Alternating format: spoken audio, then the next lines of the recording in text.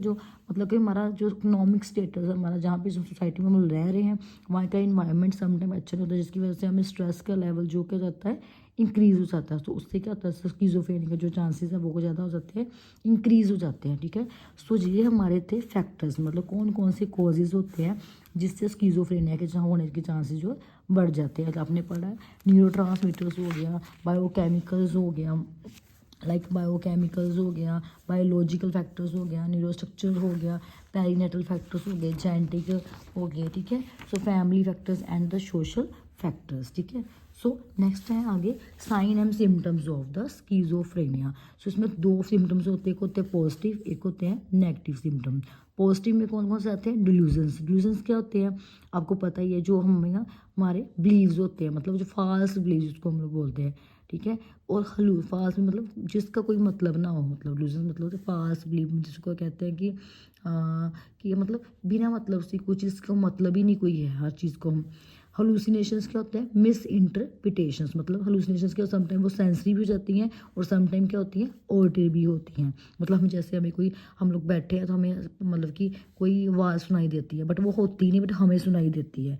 Sometime सामने क्या है, रोप पड़ी है, रस्सी पड़ी है, हमें लगता है वो स्नेक है। वो क्या होता है, हलूसिनेशन, मतलब किसी चीज़ को गलत परसीव करना। देन आ जाता है एक्साइटमेंट हो जाती है। ठीक है, एजिटेशन हो गया, होस्टाइल बिहेवियर हो गया, अग्रेशन हो गया, गुस्सा दिखाता है ज़्यादा, सस्पिशियसनेस होता है, शक करता है, मतलब बार बार किसी चीज़ को लेके डाउट्स होते हैं उसको।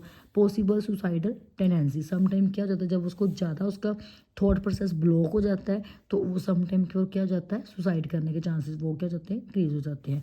नेगेटिव सिम्टम्स कौन से होते हैं, अफेक्टिव फ्लैटनिंग और द ब्लंटिंग। सो इसमें क्या होता है, absence of the emotion experiences, मतलब इसमें क्या होता है कि पर्सन के जो इमोशंस होते हैं वो क्या जाते हैं, एब्सेंस हो जाते हैं। मतलब देखने को लगे कि वो तो नॉर्मल है बट इंटरनल उसके जो है इमोशंस होते हैं वो कुछ और होते हैं।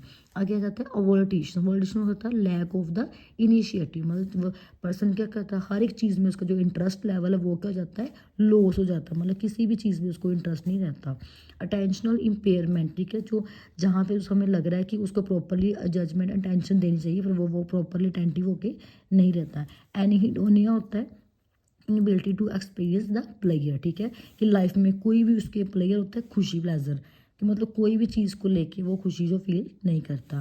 देन आता है अलोजी। अलोजी मतलब होता है लैक ऑफ द स्पीच। ठीक है, सो जिसकी वजह से पेशेंट पर्सन क्या करता है कि वो प्रॉपरली जो है स्पीच करना वो क्या है बंद कर देता है, मतलब सोशल सोसाइटी से वो क्या जाता है, विड्रॉल हो जाता है, मतलब किसी से बात करना उसका मन नहीं करता। ठीक है, सो ये थे हमारे पॉजिटिव और negative symptoms of the schizophrenia. Okay, thank you.